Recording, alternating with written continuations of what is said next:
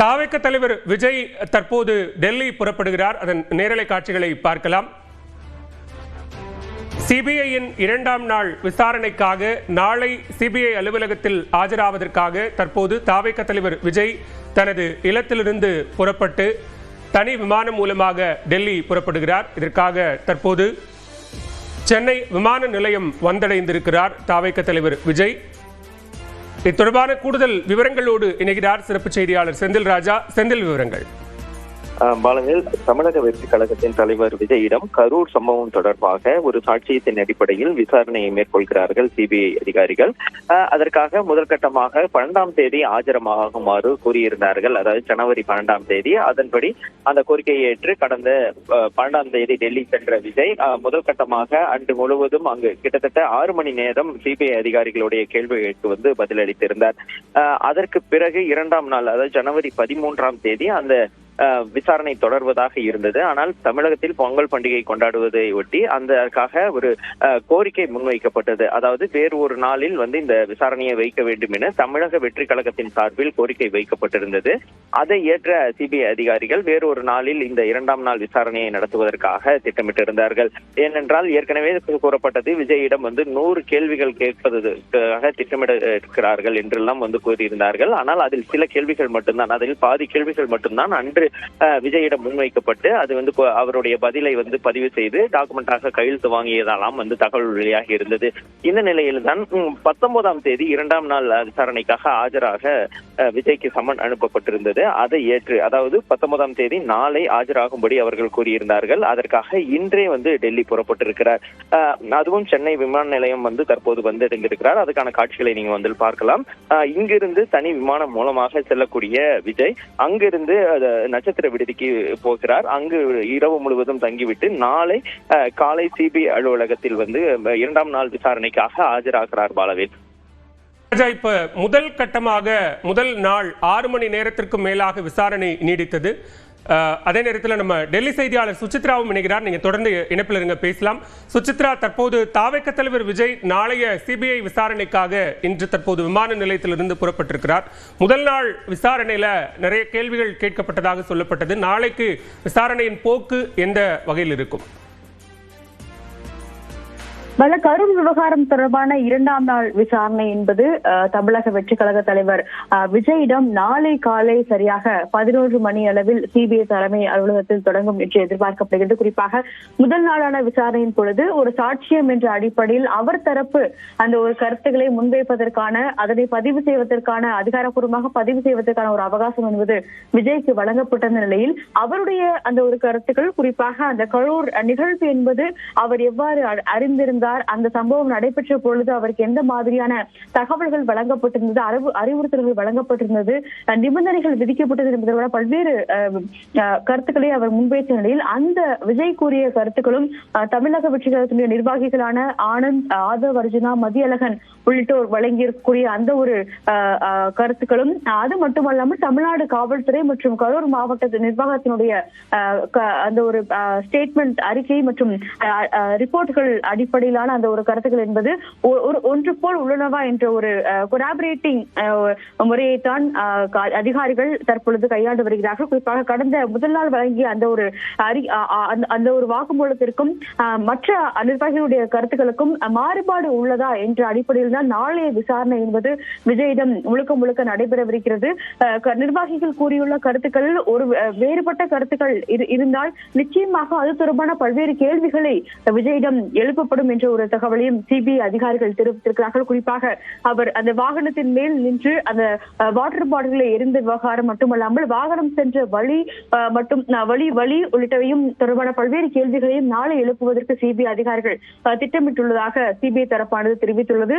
ஏற்கனவே தாவேக நிர்வாகிகளான மதியழகன், ஆதவ் அர்ஜுனா, ஆனந்த் வழங்கிய அந்த ஒரு வாக்குமூலம், அது மட்டுமல்லாமல் விஜயனுடைய வாகன ஓட்டுநரான கேரவன் ஓட்டுநர் வழங்கிய வாக்குமூலம் ஆகியவற்றின் அடிப்படையிலும் விஜயனுடைய அந்த ஒரு வாக்குமூலமும் ஒன்றாக உள்ளதா என்ற ஒரு ஆய்வையும் சிபிஐ அதிகாரிகள் கடந்த 2 நாட்களாக அவர்கள் செய்து முடித்திருக்கிறார்கள். அதிலிருந்து பல்வேறு கேள்விகள் எழுந்திருப்பதாகவும், அதே போல தமிழ்நாடு காவல்துறை கரூர் மாவட்ட ஆட்சியர் தரப்பில் சமர்ப்பிக்கப்பட்ட அந்த சிசிடிவி காட்சிகள் மூலமாக பல்வேறு கேள்வி கேள்விகளும் நாளை விஜயிடம் முன்வைக்கப்படும் எனவும், நாளை அந்த விசாரணை என்று பொறுத்தமட்டில் ஒரு ஸ்ட்ரிக்ட் விசாரணை என்ற அடிப்படையில் இருக்கும், ஒரு கடினமான ஒரு விசாரணையாக விஜய்க்கு அமைய போகிறது என்ற ஒரு தகவலையும் சிபிஐ அதிகாரிகள் தெரிவித்திருக்கிறார்கள். அது மட்டுமல்லாமல் கரூர் நிகழ்ச்சிக்கு ஏற்பாடு செய்யப்பட்டதில் ஆன செலவுகள் என்ன, அது கட்சியினுடைய நிதியா, விஜயனுடைய சொந்த நிதியிலிருந்து வழங்கப்பட்டதா என்பது தொடர்பான பல்வேறு கேள்விகளையும் நாளை விசாரணையில் சிபிஐ அதிகாரிகள் விஜயிடம் முன்வைப்பார்கள் என்றும் எதிர்பார்க்கப்படுகிறது.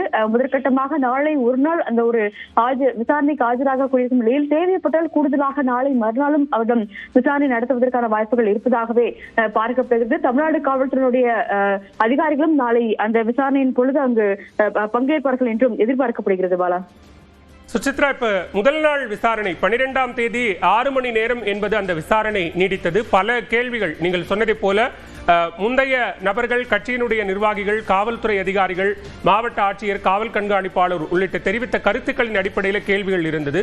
நாளைக்கு அந்த கேள்விகளினுடைய வடிவம் என்பது என்னவாக இருக்கும் விசாரணையில்? முழுக்க அதாவது அங்கு வழங்கப்பட்டுள்ள குறிப்பாக அதிகாரிகள் மட்டுமல்லாமல் சிபிஐனுடைய விசாரணை குழு வழங்கி இருக்கக்கூடிய அந்த அறிக்கையின் அடிப்படையிலான ஒரு கேள்விகளையும் சிபிஐ அதிகாரிகள் நாளை விஜயிடம் எழுப்புவார்கள் என்றும் எதிர்பார்க்கப்படுகிறது. அதாவது கரூர் விவகாரத்தில் பல்வேறு கருத்துக்களில் குறிப்பாக தமிழக வெற்றி கழகம் மற்றும் மாவட்ட நிர்வாகத்தினுடைய அந்த கருத்துக்கள் இருவேறாக இருப்பதாகவும், அதன் அடிப்படையிலான ஒரு கேள்விகளை தான் ஏற்கனவே தாவேக நிர்வாகிகளிடமும் தமிழ்நாடு டிஜிபியிலும் அவர்கள் முன்வைத்திருந்தார்கள்.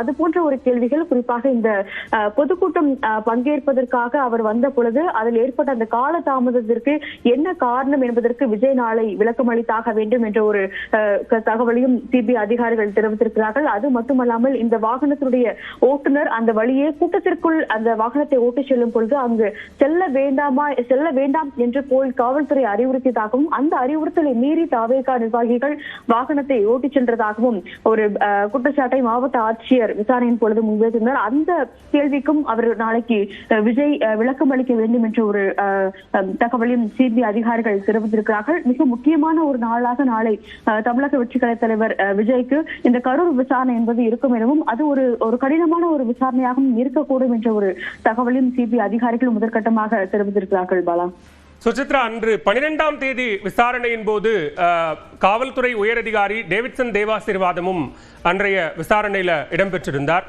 மீண்டும் நாளை விஜயுடன் இணைந்து வேறு தமிழ்நாடு காவல்துறை அதிகாரிகள் யாரேனும் விசாரணைக்கு அழைக்கப்பட்டிருக்கிறார்களா?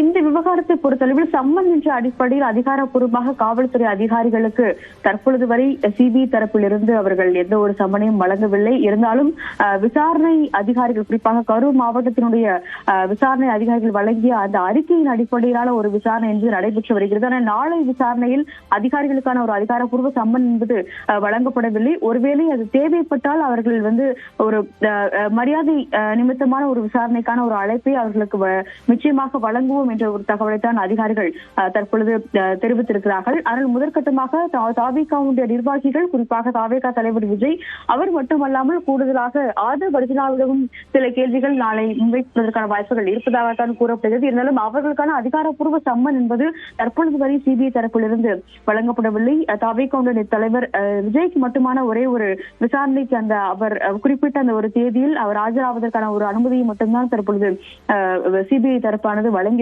அவரோடு வழக்கறிஞர்கள் குழு என்பது அவருக்கு ஆலோசனை செய்வதற்காக நாளை அங்கு உள்ளே அனுமதிக்கப்படுவதற்கான வாய்ப்புகள் இருப்பதாகவும் கூறப்படுகிறது. தமிழ்நாட்டினுடைய சட்டம் ஒழுங்கு அப்போது சட்டம் ஒழுங்கு ஏடிஜிபியாக இருந்த டேவிட்சன் தேவாசீர்வாதம், அவர் மட்டுமல்லாமல் ஐஜி நிர்மல்குமார் ஜோஷி ஆகியோருமே கடந்த 12ஆம் தேதி விசாரணைக்கு வந்த பொழுது பல்வேறு கருத்துக்களை ஒரு மாநில அரசினுடைய பொறுப்பிலிருந்து அவர்கள் பல்வேறு கருத்துக்களை முன்வைத்திருக்கிறார்கள். மாவட்ட காவல்துறை நிர்வாகிகள் வழங்கிய அந்த ஒரு தகவல்கள் எந்த அளவிற்கு உண்மையானவை, நிர்வாகிகளுடைய அந்த ஒரு செயல்பாடுகள் எவ்வாறு இருந்தது என்பது தொடர்பான பல்வேறு விளக்கங்களையும் அவர்கள் அளித்திருக்கும் நிலையில்தான் விஜயிடம் பல்வேறு கேள்விகள் முன்வைக்கப்பட்ட பிறகு அதன் பிறகு காவல்துறை அதிகாரிகளை மீண்டும் அந்த விசாரணைக்கு அழைப்பதா வேண்டாமா என்ற ஒரு முடிவு என்பது எடுக்கப்படும் என்ற ஒரு தகவலையும் சிபிஐ அதிகாரிகள் தெரிவித்திருக்கிறார்கள். விரிவான விவரங்களுக்கு நன்றி சுசித்ரா.